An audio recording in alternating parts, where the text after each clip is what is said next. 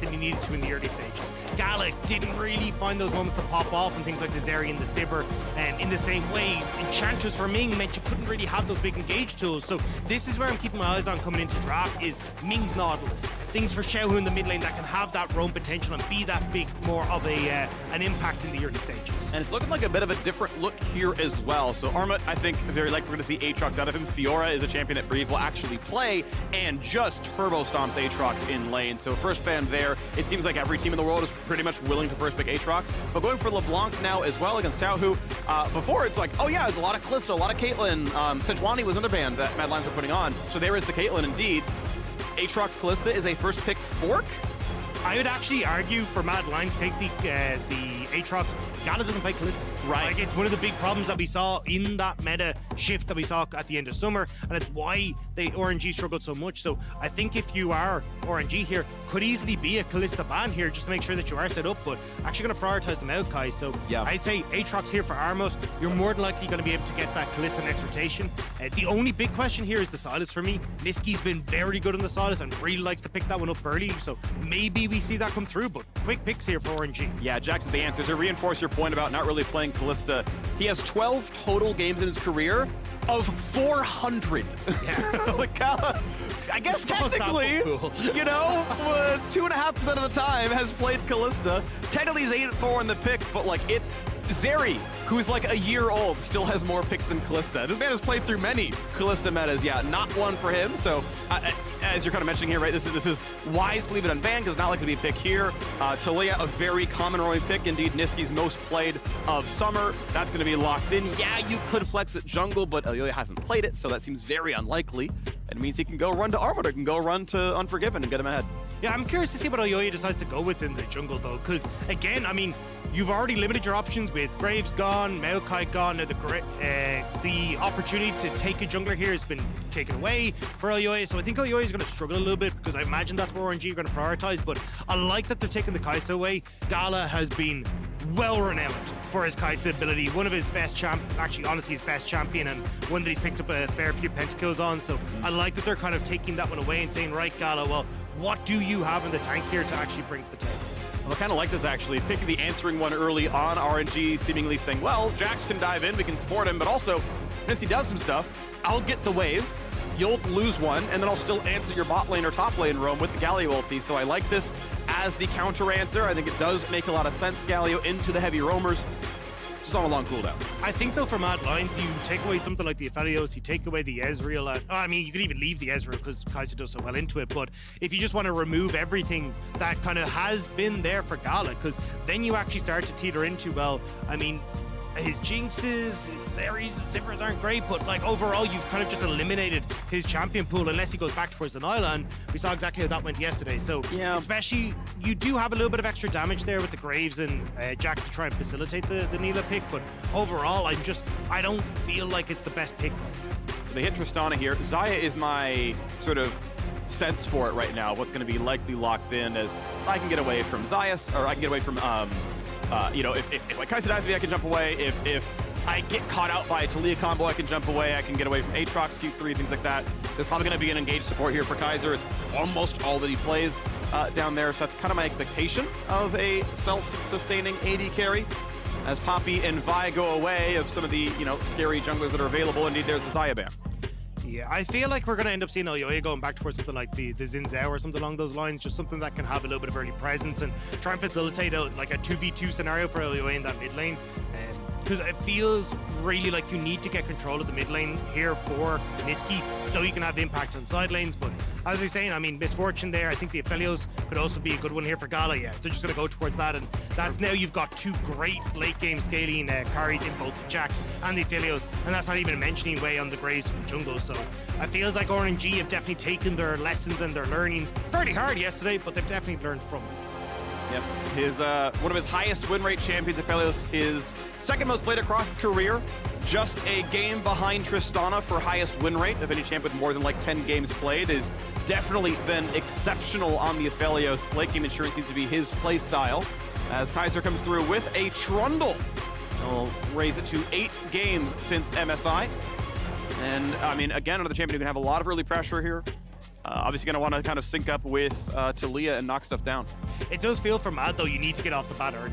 I mean, if you end up falling behind, you just got no hope. Shots to Filios Galio, Yeah, exactly. So it's not going to be pretty. So if a huge amount of this is going to rely on that mid-jungle for Elyoy and Niski getting like level 2 ganks, level 3 ganks, getting this Galio put behind, and then using that influence to try and help out on side lanes, and particularly towards Unforgiven in the spot side. But if you end up having a slow pace of game, if RNG get to kind of control the tempo, I'm very worried for what Mad Lions can actually do to break this. Well, I want to see what happens in the early game then. We've got Engage for both supports here. Kaiser and Ming have been last picked for their respective champions. Interesting in this World Championship, so many of the drafts are going just in pick order because everyone's prioritizing, like there's a ton of Aatrox first pick, so okay, we're getting top lane away, and then Red Side's always picking top lane answer on 1-2, and it's like, well, now we need junglers. And then you really want to get your mid laner on 3, it feels like. So many games have very, very few trades. In this case, yeah, the Trundle was swapped around, but we had it pretty much in order for RNG again. I also think it's just because look at the amount of AD carries that are banned, and you're still like, no, these are good AD carries. Exactly. These are meta AD carries. So it definitely feels like we're starting to see for once that there's not like a top 2, top 3 AD carry pool that you need to get early. Yeah, the only asterisk there is I would say Kalista, but in this exact game it's not. But yeah, the Kalista's banned, and it's like, oh yeah, we'll just pick it on 5. Like, it's whatever. And I love that, right? I'm always happy when it's like either if there's an S tier just banned and you have like a wide variety, or there is no S tier and yeah, you kind of do whatever. It's kind of interesting. The roles that are picked on 4 or 5 are almost always like the healthiest champion pool, where it's like there's not really one we have to rush for, so it's fine. Aatrox is the one who's skewing everything, where every team is like picking Aatrox on blue 1. We'll see if that gets developed. We saw the Fiora ban required for it. We saw that Breeze is having to play Jackson's like, that's cool, we're gonna do that one instead. Looks good against DRX. The game didn't go so well, but the 1v1 looked fine, so we'll see. Breeze gets to try it yet again. We are on to the Rift. Mad Lions and Royal never give up doing battle. The 2-0 LEC. This league is undefeated so far at the World Championship play-in. RNG had an arguably upset loss to DRX, but now in the second game, another team they're, I think on paper, favored against here in Mad Lions. Just curious, I was just looking there because Waze actually started with the slowing smite here, which is a bit of an interesting one because usually you'd see him go for the red smite, so you can actually take a little bit more of the aggressive trades. But I mean, it should help him buy a little bit of space against people like Elyoy, but definitely the dueling potential going to be missing a little bit from Wei here, and should help him out a little bit on the ganks too. But RNG just sticking around in River here. Looks like they might try and go for a little bit of a late invade here, but Mad Lions are ready for it, so they just decide to walk back. Yeah, choosing the kiting option. Of course, he's gone fleet here as well. We've seen even some players have been increasingly going ghost, and not only on bot lane marksmen, but also the junglers, like Graves here as well. So choosing, no, I want to make sure that I am away from the Aatrox, I can get away from Niski's fling, I can get away from Trundle, and it's like, as long as I'm far enough back, I'm just going to win if you can't hit me. So seemingly choosing that option for it instead of the scrapping power, the kiting power, I think it logically makes sense when you're against a pretty melee-heavy team.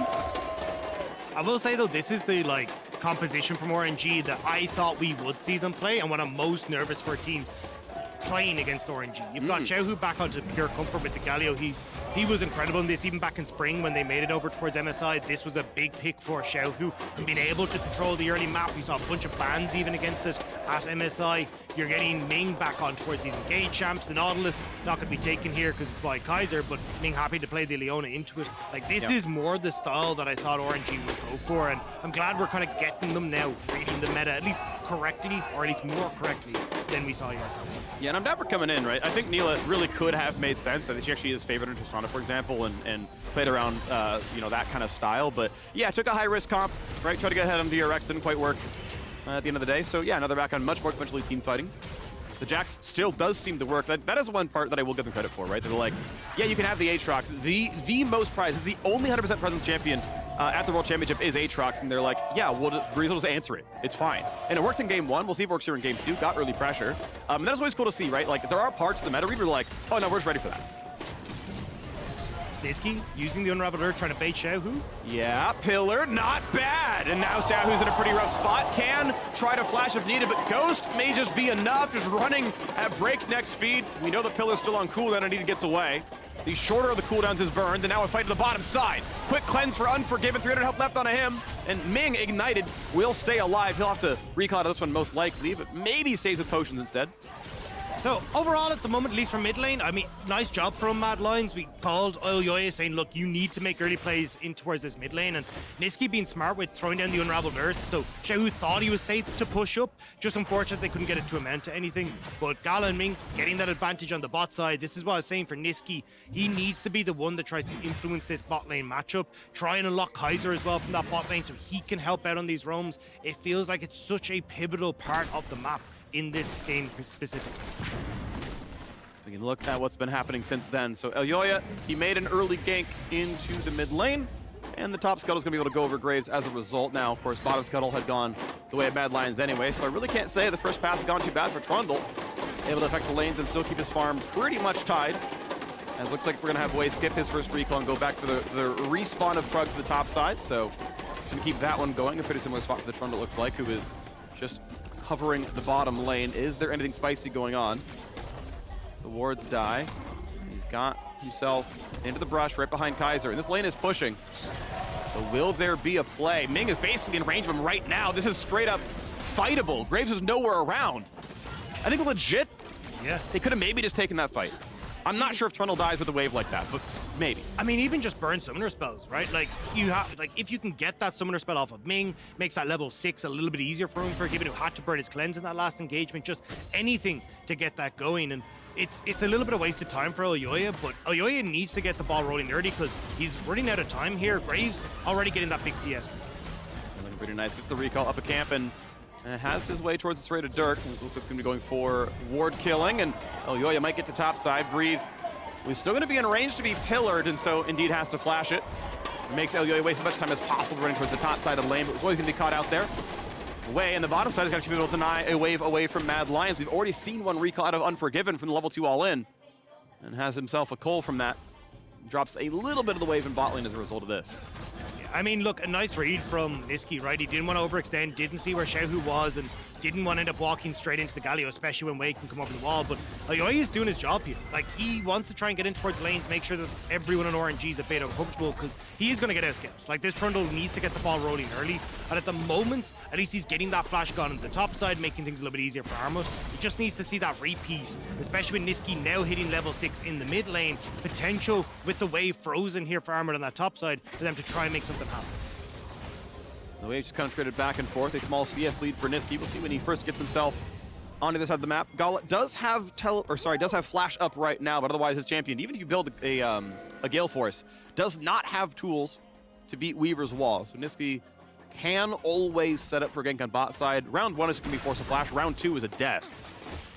Let's see if he can get down there, because that feels like you can certainly track with Kaiser and Unforgiven following up.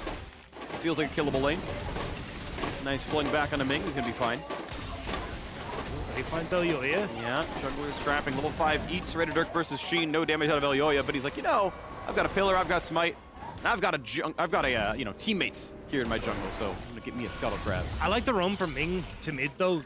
We were already saying, look, Nisqy has the opportunity to try and roam to sides here if he can get the push. So Ming showing up in mid means that Xiaohu gets to go that little bit more aggressive. They don't know where Wei is, so they have to take it a bit slow. And now we kind of moved our dual lane to the mid lane because they understand how important this mid priority is, especially when Xiaohu hadn't hit the level 6 yet. But now, at least with Xiaohu having access to that ultimate, he can try and follow some of these Nisqy plays. Wave is slow pushing down to the bottom side, so Gala gonna run out of room to play this lane pretty soon. If Kaiser gets onto him, he's basically just dying. Maybe flash a hook, I suppose, but level 6 here, gets the wave in, has to respect Nautilus, otherwise he actually could be frozen on him, we'll see. We're 30 seconds away from the Herald spawning, and that means often both junglers, both supports, trying to make their way to that side of the map and try to find your way into a 4v3 or something. Wave is gone. Nisqy want to reset. I don't believe... Well, that's pretty close to last chapter money, actually. He's been farming pretty well. Yeah, I don't think you really want to go for an early contest here for Mad Lions on towards the Rift Child. I think early skirmishing on this top side just belongs to RNG. They have so much AoE CC, not like Xiaohu, Counter-Strike, good damage from Wei. Ming will have access to that solar flare soon enough as well. So I think overall, Mad should just try and back away from this and maybe make a play elsewhere, but looks like they're going to try and contest. I just don't think they have the damage right now from the Kai'Sa or the Taliyah to really match them. AD carries walking up. Nisqy is here with the last chapter, plus Boots 1 with his recall. All the AD carries, as I said, coming up, and here's the team fight already. First blood!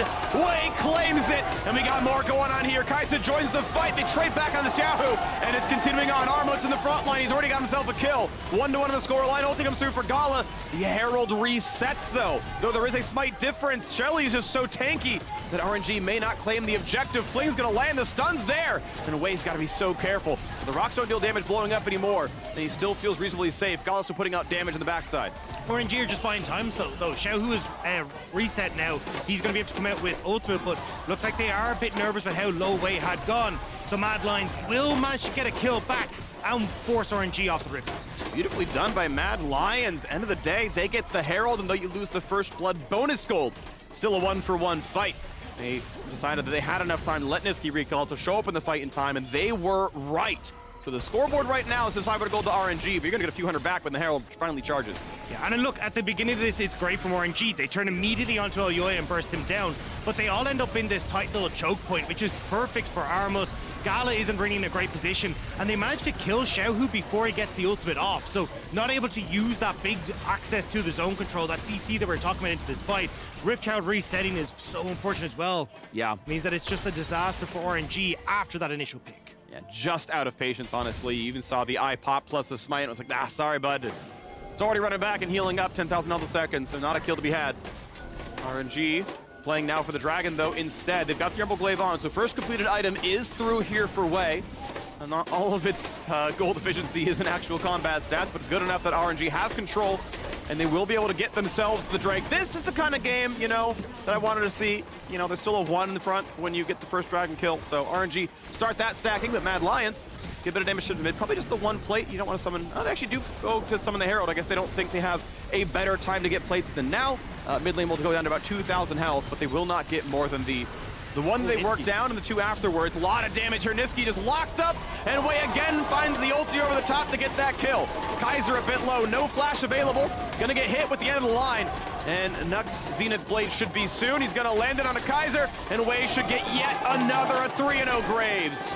Wei is getting huge in the jungle, and it's just RNG finding these nice timing windows to pick up Dragon before Mad Lions have established themselves in mid lane to use the Rift Herald, and then good turnaround as well with Xiaohu just barely clipping onto Niski with the taunt. Gal as well, 2 plates in the bot side. I mean, we thought that it was going to be Mad Lions getting the advantages off the Rift Herald, but suddenly it's RNG who found themselves 1,500 gold. I just like Xiaohu's build. He's rushed Sork Shoes. He had it since the last fight as well, but not only do I care about move speed on Galio, because of course you do, you have to land a melee range taunt, but he's like, yeah, my job is burst. Like, he could have gone Merc Treads. He could have gone, I guess, cooldown boots for more. I was like, no. I'm going to burst him at 10%, and then Wei will just claim his kill and stack up no problem. I love it. It's worked out, honestly. The Herald has charged, and guess what? The gold lead is 1,800 already for RNG. And it just feels like a cheat code for Wei when you've got Xiaohu as your mid laner. Like, you get to play Graves, and you're just like, okay, cool. I've got one of the best mid laners in the world at trying to facilitate your teammates, and it's just so easy then to set things up.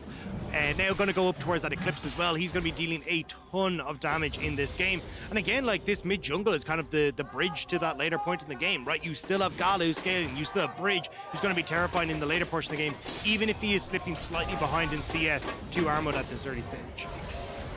Wave goes down yet again, and RNG don't have any objective to play for. There are turret plates up for another 2 minutes, but if the waves are defended, nothing really happens here. AD carry is still scrapping in the bottom side. Gala doesn't get a whole lot done there. He gets to chunk Unforgiven down the other half is refillable potion. Cole still stacking up for this Kaisa, but still mostly just waiting around. Ooh, bottom scuttle's up. All right, get over there.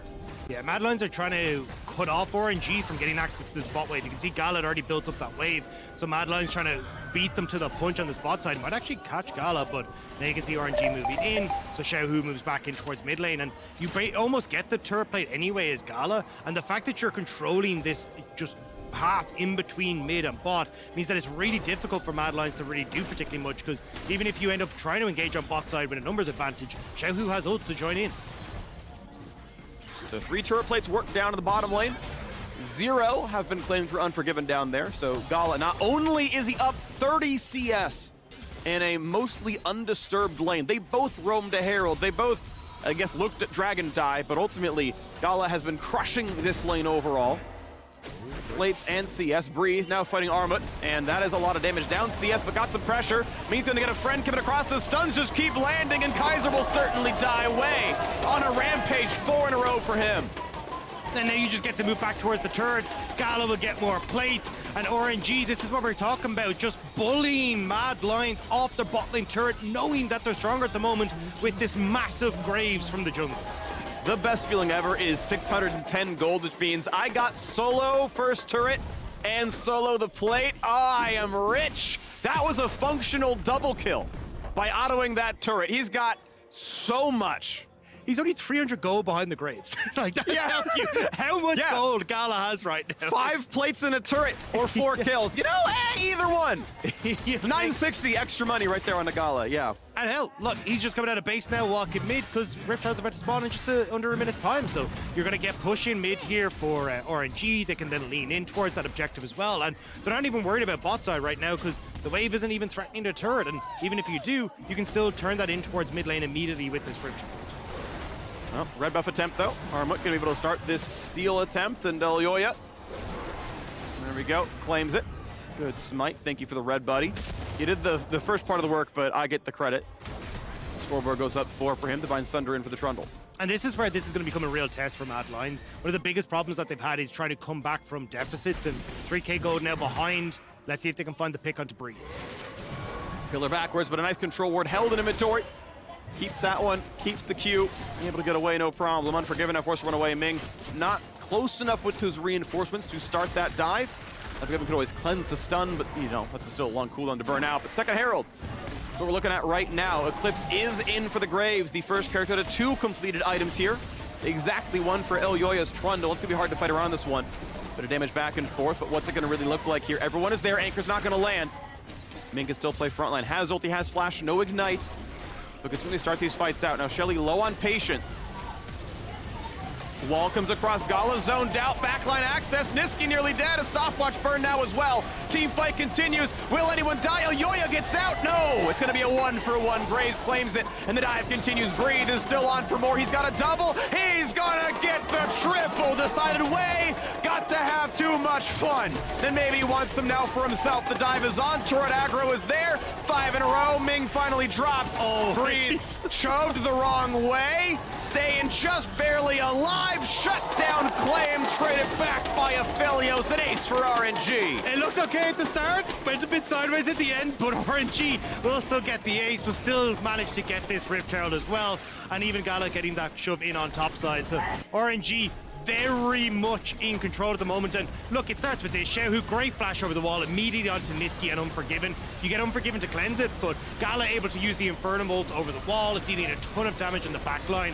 And then Breathe just hopping himself in, freeing up these kills on the backside. It was not really a front-to-back fight at any point in time for Mad Lions, because RNG has just so many different routes into the access of the backline. Yep, you know that's the game slipping away from you at that point. It was a 2-0 start for Mad Lions in the play-ins, but you know it's like, well, we got ace for 3, they got Herald, they're already up Dragon, like, players know RNG are winning in this game. Is it winnable still for Mad Lions? Of course it is. Yes, you can have a comeback, but this is Mad Lions down in quite the deficit. It's RNG getting more than double their domestic average gold lead at 15. They're up more than normal, and yeah, feeling very good now in this one.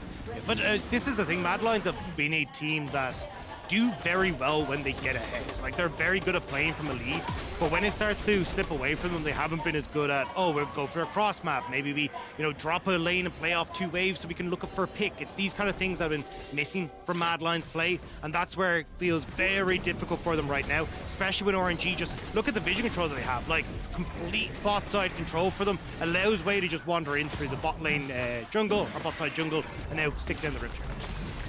A little bit of damage gained on a turret that is eventually worth 800 gold if you can claim local. At some point, maybe someone will show up for that one as Jax is on his way towards his own Ruin King. Just very happy up the top side. Passive stacked up.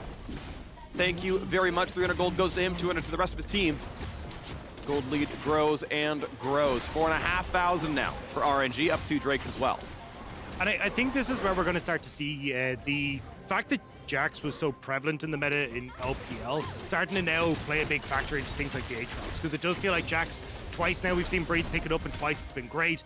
Breathe's Fiora also incredibly strong, and able to deal well into the Aatrox too. So it feels like RNG have at least kind of found out the conundrum that is Aatrox in the top lane, and that means it opens up so much more flexibility for people that have been struggling, like Gala in that bottom side of the map, getting a bit more of an opportunity for Wade to show what he's worth now on this Graves. It feels like the drafting for RNG, now that they figured out the meta, is a bit better. Well, a bit of sidestep away from the pullback. Ghost is enough. Still, though, it is Armut forcing out a longer cooldown than what he spent. Ult relatively short. Ghost, about 3 minutes. A little something done there. Nice on the side, but there's still so much more to do for Mad Lions. As Yahoo just walks right back to the bottom side and goes, hey, I've got a jungler here. I've got a 5-kill Graves. And turret will indeed drop, and 800 gold will be split amongst RNG. And again, like, all this vision control is just going to stay planted on the spot side. Ooh, okay, Unforgiven. Nice ult by Unforgiven, though. Picks a very good spot to go, gets away from everything. Still will lose his own tower, but hang on. We've got reinforcements. Tower stays alive, a flash to safety. And here comes the re-engage. Turret drops crucially, making this fight so much easier for RNG to play. Armut lands Q2, but Ming is tanky. Kaiser coming around. Anchors in, needs a good ult target. It's going to be Gala getting hit, but is he in range of anything? Fling not available for Niski, so no one drops except the front line of Mad Lions away. Gets yet another. Inches turn into a mile there. Mad Lions nearly closed the gap, but RNG just a hair's breadth away. And now RNG will push in this wave. That's mid lane turret down, bot lane tier 2 gone as well. And with Dragon in 2 minutes, there's going to be a big old reset coming through for RNG now with the amount of gold they picked up. I like the start here. Unforgiven again plays it about well as he can. Cleanse, then ult over the wall is really nice. Like, all right, we can't reach him, so turret goes down. But Unforgiven's just out of the fight at this point. Like, and then Elyoya already chunked low as well, so it becomes a very difficult fight for them to take. And this flip, if that had connected from Niski, that could have been the difference maker, but it doesn't connect onto Ming or Gala. And even here again, look at the damage. Niski just barely not able to get on towards Gala. And now with the overextension from Mad Lions, RNG can turn it. Yeah, if that one lands, right, Ming's dead, the rest fight looks good. If he saves the cooldown, it's killing a Gala. It probably still looks bad when Breathe TP's in, but still, we got another play in the mid lane. Goodbye. Goodbye, he's dead. Auto attack's gonna land away. Is Godlike, collects up a little bit more money, and it's gonna keep on going here. Breeze is on the way over. Kaiser can QE the wall. I guess Q is down. He's gonna Q in actually for a bit more, but I don't know if you win this one. The fling back is not bad. Breathe on the 1k health. Nice little chunk there as well. Good damage on Niski. He can spam that low cooldown, just doesn't matter. So it's about a bit of time for Armored on this bot side, right? He's going to be looking for that turret play, or turret bounty, but that's why RNG now starting this up. They want to get the TP out, which is committed by Armored. And they can look at it. They can see, all right, 4v5, we're gonna go for broke. No AD carry, dive comes on in. They just want the team fight in the first place. Xiaohu, chunked down low, one hit to dead, and Elyoya bites him. Traded, though, mid laner for mid laner, but crucially, in an over-engaged fight, outnumbered fight, Mad Lions get the 1-for-1. Yeah, I mean, they had to commit the TP. Unforgiven wasn't there as well. He was just coming out of base, so you'll take that as Mad Lions, but now it means that you've invested, you know, a little bit of it there from Mad Lions and also on RNG side with Dragon in 30 seconds. Mad Lions need to get control over this mid lane, move in towards River, try to look for RNG as they're coming in, but you'll see it here, right? As Armo comes in, he's got a great position where Gala and Xiaohu are both right at his whim. Gala tries to get force forward with the ultimate, but ends up whiffing on that one, so doesn't actually get a huge amount of damage off. So it means that Mad Lions are able to dissuade them. But 10 seconds now, RNG in botside River. Armut had pushed out top wave, but no TP for him because it was just used. Means he's going to be late to the Dragon. And they're going to start putting it fast on the way towards Infernal Soul here. RNG going to grab their third pretty quickly. Yeah, no one is around. They were the faster ones to reset off that fight. Got back around, obviously with the gold lead as well. You just kind of bully your way in if you believe you have the numbers, and indeed they were right. So, we got a 5-minute timer until Dragon Soul comes in. And that might have been the time for Mad Lions. Xiaohu had no ultimate, Gala no ultimate, you know, Gale Force as well, no flash. That felt like it might have been the Dragon where they could have tried to find a fight, but now RNG get to push outside lanes once more. They're moving in as a group to reset on towards Vision, so just a bit of a missed opportunity there for Mad Lions to maybe find an avenue back into this game. Now they can hope. Armut, at least it's a CS lead, you know? Impact, he had 9, this guy's got 46, so at least well done here for the Aatrox. Cyrilda's Grudge is in, finally on 2 items himself, so temporarily, same item spikes, and up 2 full levels onto Breathe. Armut If there's a way back in, it seems like it's going to be on this Aatrox. Grievous Wounds nowhere in the build for RNG. If he can frontline and be huge, maybe it's enough. Over the wall goes Elyoya and tracks Ming. Ults for stats. This could be really good, but Aatrox, is he able to even fight it? Unforgiven puts in the damage. Ming's W finally got a timeout! But look at that! The Marksman ults come through. Gala is good for it. Unforgiven is down. Protect the support is not what we usually see, but saving Captain Ming there. Now RNG will move over towards the objective, and RNG, if they, well, I was going to say if they get the Baron, they should be good, but Matt, looking in a spot to contest it. Health bar's a bit low. Breathe over the wall, and we're going to have Nisqy separate them. Jax can't join. It's a 4-on-4. They need this one. Wei shoved in the pit. Baron will hit him. Wei smites for health. Breathe comes in. They got to peel Nisqy, but there's no way he's going to live. Galio there for a bit more help, but they do trade back Ming. But Kaiser still drops a double kill again for Breathe on the Jax. You may have taken more side lane farm, but Breathe has taken more of the champions. That said, Arma gets his own double. A pretty close one right now, I believe, overall 2 for 2. Yeah, RNG still trying to fight back, but Mad Lions have life in them, keeping RNG away from the Baron and living to fight another day. I mean, look, it's not exactly the best of trades, but Mad Lions, you'll definitely take that with the way it went. I mean, you are so far behind, you have objective bounties. A 2 for 2 is probably just XP positive for you. And here, I mean, Ming definitely overextending on towards Elyoya, especially with the blast cone there. Thought he might have been able to burst him out, but CC isn't coming through, and Ming barely getting through. You see Breathe engages onto Armut to make sure Ming has space to get out. Gala with the Gale Force and the Infernum ult finds home as well. And everyone on Mad Lions is then running for the hill, but this again, a bit of an overextension here from RNG, kind of disrespectful. Nisqy has a great wall to separate out Breathe. You end up with Armut being able to tank front line. Wei goes super low thanks to Baron. He's forced to flash early, and honestly, kind of the only saving grace here was Breathe eventually getting past the wall, because otherwise, Nisqy was in a prime spot to deal that damage as the Talia. And the cleanup there, actually pretty good there as well. So, I mean, it looks really nice, but Armut is actually huge. Again, he had a 2-level lead and 50 CS. And you look at the scorelines now, and they're basically tied, right? So Armut is 3-1-3 versus 6-2-0 on the Jax. So functionally, they've both had really huge games, and considering how many more kills RNG has, it means it's just been Armut this game. Yeah, and you can see the difference in the two coaches. Kasamlak looking significantly happier than the RNG side. And I think as well, like for the RNG coaching staff, there is a lot of pressure. Actually, hold on to this, because Mad Lions is trying to set up 1.5 to Dragon, but no, they would just back away. There's a lot of pressure on the RNG coaching staff. Like Kenju, who won Worlds with EDG last year, was actually the guy who had the Golden Road, where he won Summer with EDG, then Worlds, then Spring with RNG, and now MSI. So there's a lot of pressure on this guy to perform, and I mean, for RNG, coming in as 4th seed is not exactly how he would have liked to start off his crusade into Worlds. Oh, 700 TP required. I don't believe they can land a stun in time, even if they had vision. Indeed, he gets out, and with the red trinket, they're like, they get TP'd. I think he couldn't have gotten out without TP, so they can maybe mark that one. They're right if they think that. And the wave gets claimed. 6,000 remains the difference. And again, 50 seconds until Inferno Dragon, right? Like, we've seen them consistently get the TPs out of Armas as these big objectives are spawning. So now, Mad Lions, again, have to try and contest the mid push, but without really much vision control down on this bottom side, they're moving in as a 5-man unit to try and get some information as to what RNG are brewing. Little damage there towards Elyoya. 2k health still, and he always is going to be happy to ult Leona and be a frontline. Not quite to the dead man's plate, would like it. 15 seconds until Infernal Soul and RNG have the mid push. They're the first to the bottom river. Jax waiting in the bottom tri-brush. Looking at what could be a flank play, whether to mark one or get his own. They're ready to play it. Sahu waiting in the wings. You can see in Fog of War, ready to ult when someone else does something.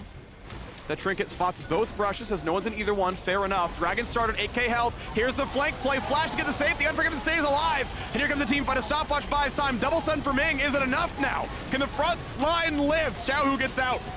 A pull back at Armut, a big heal, a flash of safety. Wei getting kited, has to flash away, but the re-engage. Breathe is just too big on the Jax. No one can answer him. And with the opposing support dead, Kaiser in the respawn. Well, wall does something. Gala cannot jump this wall. They get a pull back on a Ming, decent damage, but Wei and Xiaohu are knocking down the dragon. Soul is claimed, the Mad Lions, with basically negative vision, but they had the team cut off, could not find the way back in. RNG get a 1-0 to get the Dragon Soul. Breathe has been doing such a good job of zoning Armut out of these fights where he's just not been able to get into the position that he actually should be able to carry from. And here, good flash from Xiaohu, but does end up overextended. But keep your eyes on Armut. Armut actually has access to Gal and everything here, but you end up with the Graviton coming through, then Breathe gets the counter strike, and Armut immediately has to get out of here. So it's been a good job from RNG in consistently keeping Armut at arm's length, knowing that Unforgiven was low, Niski's not really in a position to carry, and they're able to take out Armut, who is that big threat on Mad Lions. Smiles from Armut, yeah, I lived there. I did Aatrox things and landed Q3 and got a bunch of health back, but this is now RNG with a much larger lead, 4-0 in Dragons. The burst going to be pretty painful. This Graze is even more of a threat. 7 kills each on the top side of the map for RNG. This Jax counter has been good, and yeah, the air is good too, but he has still just been such a difference maker here on this Jax for Breathe. But again, this is what we talked about for RNG coming into this. This is more the meta that I think they want to try and play, or at least the style that they want to play with. Xiaohu being able to provide engage tool alongside Ming, playing that facilitator role. Wei kind of being a benefactor of all the good stuff that Xiaohu's doing. Gala just late game carry. He doesn't have to put pressure on himself in team fights. He's been very proficient on these short range AD carries like the Aphelioses, the Kaisas, these kind of things. So it definitely feels like after yesterday's beating, RNG coming back strong. But for Mad Lions, kind of heartbreaking to see after a 2-0 up. And Quickshot definitely celebrating that at the start of the day. Sure. Looks like they might struggle here against RNG. Well, at least we play against the easier teams the first 2 days. I know EG's part of that. And we move on forward. No, I know what I'm saying. Don't worry about it. We got a team fight coming in soon, though. The wall is up. Ming dives in, and Ming does not get out. But a triple knockup for Xiaohu means that Mad Lions may not either. Wei's pulled back in. And again, it's all about Armut. But a triple kill through for Gala. The Aphelios has scaled, and Mad Lions will fall. You've always got to be so careful of Gala in these late game fights. Just when you think you might be able to turn it, he will pop off. But RNG now, Baron in tow, will push in on the top side. A triple kill for Gala, and RNG looking primed to take this game. Down goes the turret. The gold lead grows, 8,500. Dragon Soul again. But they can reset here. Looks like Baron is enough to take the recalls. Mad Lions come back in.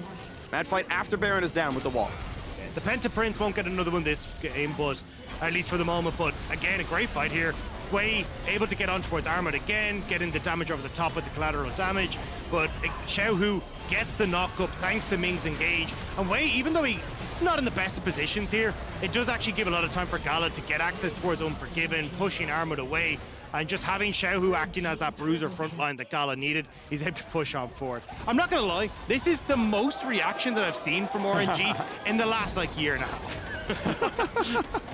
But he's like, yeah, that was fun. I will say, there are few things as satisfying as getting a Galley ult on 4 people. Yeah. I count the stopwatch as you would have hit him, so you had to burn it. And yeah, we're winning that fight. And he was right. He's obviously quite big here. Blue Elixir now grabbed here for Xiaohu as well. Gala up to level 16. On his way towards maybe just a Guardian Angel. Either way, stopwatch in inventory. At this stage, it becomes very tough for Mad Lions to try to bend Xiaohu. Yeah, that's danger. Armut just not able to heal enough. Wei takes him down. So much damage between the jungle and mid of RNG. And that is kind of the ace of the hole gone. Armut not being there. No longer is your front line durable enough. Yes, there's a Trundle and Auto's not going to matter. They're going to walk in and start taking your base. Mid already gone. Bot opened up. Bot gone now as well, and guess what? There's already a wave top lane. RNG get all 3 inhibitors in the span of 15 seconds. Xiaohu maybe a bit too far, and he will Zhonya's at 1 HP. This is going to be a mid laner down, but still, both teams -1 solo lane is still a fight that RNG can feel good about. That is a stun and an Unforgiven. He ults to safety. A stopwatch buys a bit more time. Here's the dive at Ming. Niski going to stay alive for a second longer. Kaiser forced back to the base. Niski goes down. Just barely does Elyoya live, but the Nexus turrets will fall. Mad Lions fought valiantly. Armut has a 26th champion. The Nexus falls. RNG wins, and they're up 1-1. That is the RNG that we expected to see coming into Worlds. That was the RNG that people were terrified of, and unfortunate for Mad Lions that they were the first that had to really face up against it. RNG bouncing back from their loss yesterday to DRX and looking very clean doing it. Well, 2-1 for Mad Lions. If you beat DRX, you are careening toward what looks like a three-way tie at first, right? We assume RNG wins out. Honestly, if you can do this as Mad Lions, you can still take that spot for first. That is the road they're looking for. Otherwise, how good do you look against DRX, right?